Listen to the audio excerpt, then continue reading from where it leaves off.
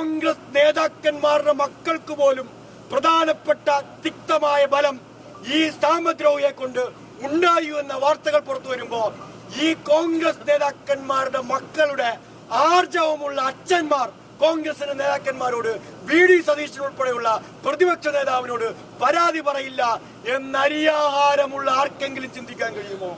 ഇങ്ങനെ പരാതികളുടെ കൂമ്പാരം രഹസ്യമായി ഈ നേതാക്കന്മാർക്ക് മുൻകാലം മുതൽ കിട്ടിയിട്ടും ആ പരാതി ഓരോന്ന് കിട്ടുമ്പോഴും ഓരോ പ്രമോഷനാണ് ഈ സാമദ്രോഹിക്ക് കോൺഗ്രസ് നേതൃത്വം കൊടുത്തുകൊണ്ടിരുന്നത്.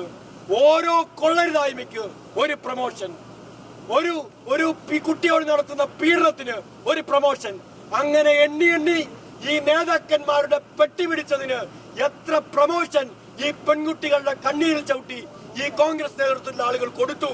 തുറന്ന് ഈ കേരളത്തോട് പറയാൻ ഇവർക്ക് ബാധ്യതയില്ലേ? എത്ര നാളിങ്ങനെ കള്ളം കൊണ്ട്, എത്ര നാളിങ്ങനെ അസത്യം കൊണ്ട് ഈ കേരളത്തെ ഇവർക്ക് മൂടിവെക്കാൻ കഴിയും? ഇതെല്ലാം കാണിച്ചു വെക്കുന്ന കോൺഗ്രസ് ആണ്.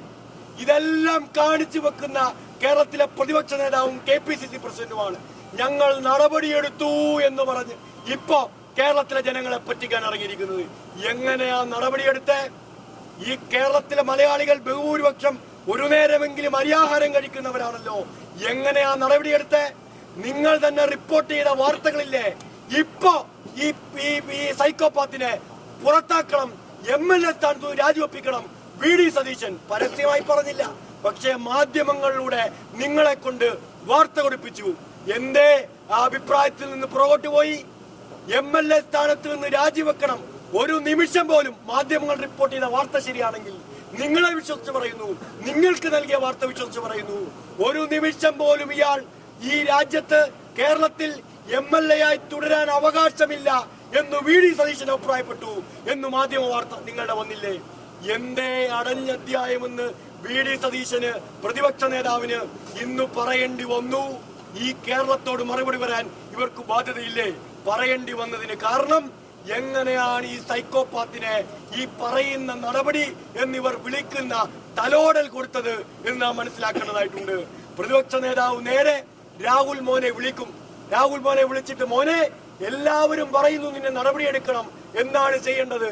അപ്പൊ ആദ്യം രാഹുൽ മോൻ പറയും, അയ്യോ എന്നെ നടപടിയെടുക്കരുത്. അപ്പൊ പറയും ഇപ്പോ നടപടിയില്ല. വീണ്ടും മാധ്യമങ്ങൾ ചോദിക്കും, അല്ല പ്രതിപക്ഷ നേതാവേ നടപടിയില്ലേ? അപ്പൊ വീണ്ടും മോനെ വിളിക്കും, മോനെ ആ യൂത്ത് കോൺഗ്രസ് സ്ഥാനത്തു നിന്ന് നടപടിയെടുത്തോട്ടെ.